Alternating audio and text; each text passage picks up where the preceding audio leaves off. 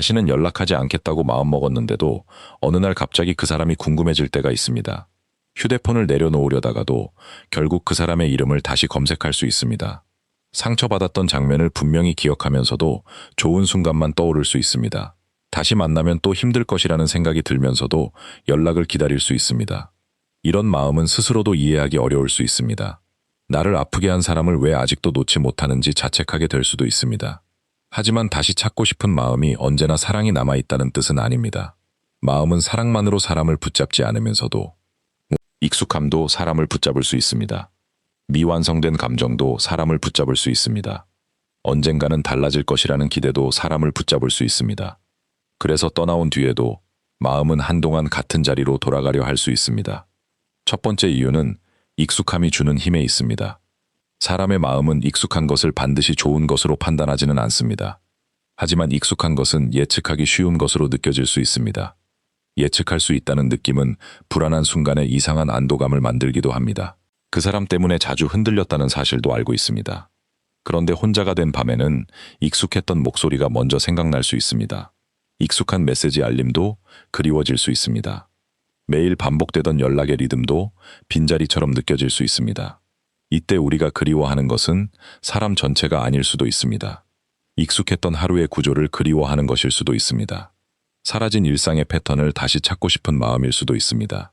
그래서 외로움이 커지는 날에는 과거의 사람이 더 좋아 보일 수 있습니다. 힘들었던 장면은 잠시 어두워질 수 있습니다. 따뜻했던 장면만 유난히 선명해질 수 있습니다. 두 번째 이유는 좋은 순간과 나쁜 순간이 섞여 있었기 때문일 수 있습니다. 힘들기만 한 관계는 오히려 떠나기 쉬울 때가 있습니다. 문제는 상처 사이에 아주 좋은 순간이 끼어 있을 때입니다. 차갑게 굴던 사람이 갑자기 다정해질 수 있습니다. 오랫동안 무시하던 사람이 어느 날 진심처럼 보이는 말을 할 수 있습니다. 멀어지려는 순간에 가장 따뜻한 태도를 보여줄 수도 있습니다. 마음은 다음에도 그런 순간이 올지 모른다고 기대할 수 있습니다. 좋은 순간이 언제 올지 알 수 없을수록 기다림이 길어질 수도 있습니다.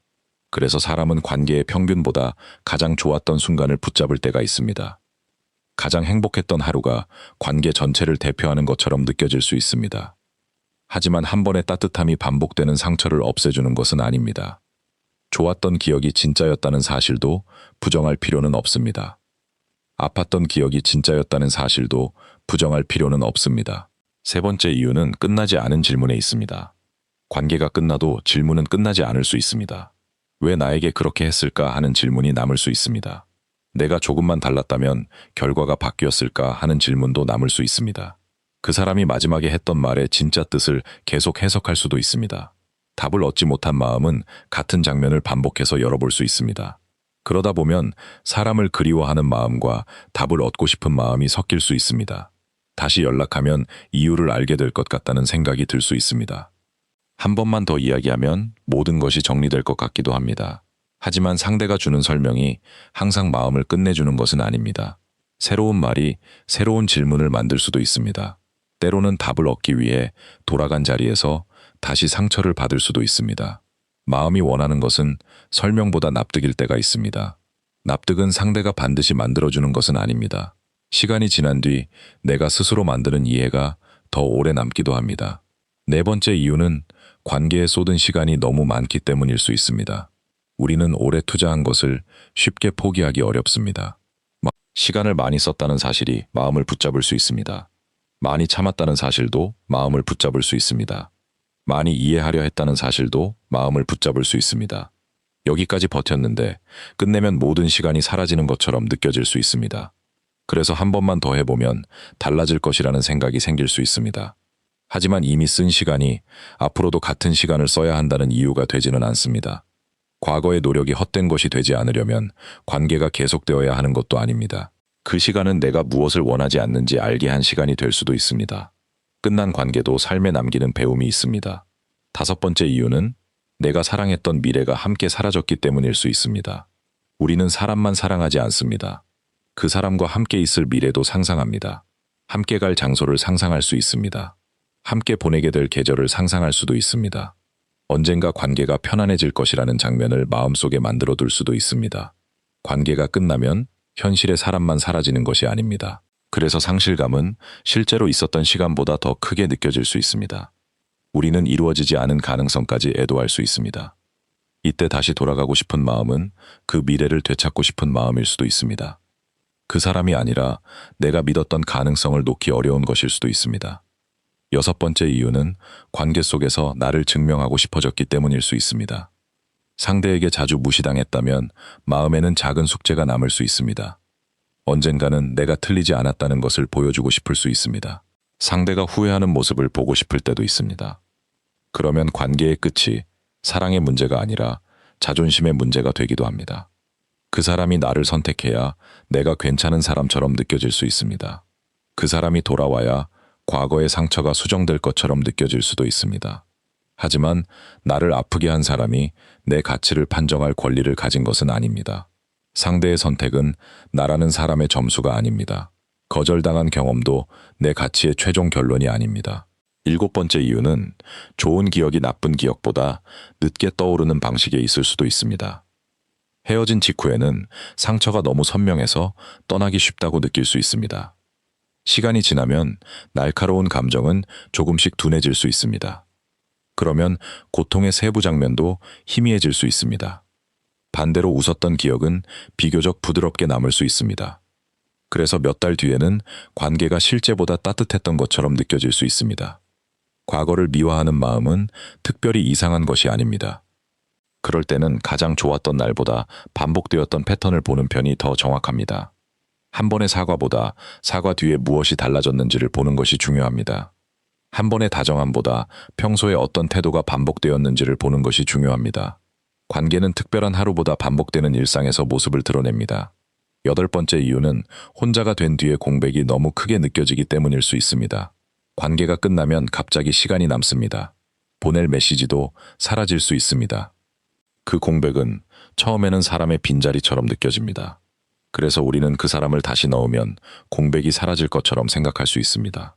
하지만 공백은 새로운 생활이 아직 자리 잡지 않았다는 신호일 수도 있습니다.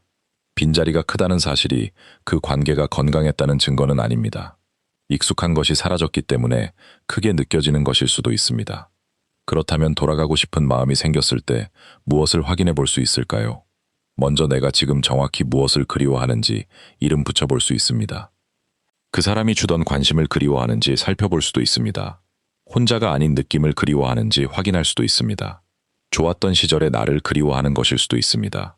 이 구분만으로도 마음은 조금 선명해질 수 있습니다. 두 번째로 기억을 한 장면이 아니라 전체 흐름으로 볼 필요가 있습니다. 마지막 데이트가 좋았다는 사실만 보지 않아도 됩니다. 그 전에 몇 달이 어땠는지도 함께 볼 수 있습니다. 사과를 받았던 밤만 떠올리지 않아도 됩니다. 그 전에 몇 달이 어땠는지도 함께 볼 수 있습니다. 세 번째로 연락하고 싶은 순간과 실제 연락 사이에 시간을 둘 수 있습니다. 감정은 파도처럼 올라왔다가 내려갈 수 있습니다. 지금 당장 보내고 싶은 메시지가 내일도 같은 의미를 갖는 것은 아닐 수 있습니다. 조금 기다리면 외로움과 결정이 분리될 수 있습니다. 조금 기다리면 그리움과 필요가 분리될 수도 있습니다. 연락하지 않는 시간이 감정을 부정하는 것은 아닙니다.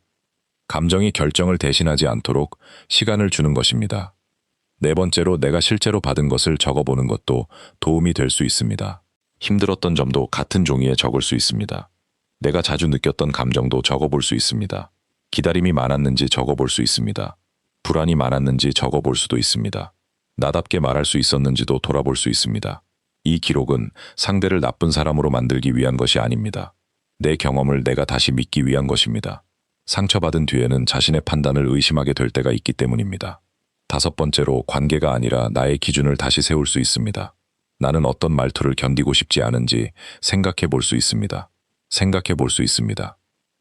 나는 어떤 행동을 반복해서 용서하고 싶지 않은지 정할 수 있습니다. 나는 어떤 관계에서 편안함을 느끼는지 다시 생각할 수도 있습니다. 기준은 상대를 통제하기 위한 규칙이 아닙니다. 기준은 내가 나를 지키는 방식에 가깝습니다. 상대가 달라질 가능성보다 내가 지킬 기준이 더 중요할 때가 있습니다.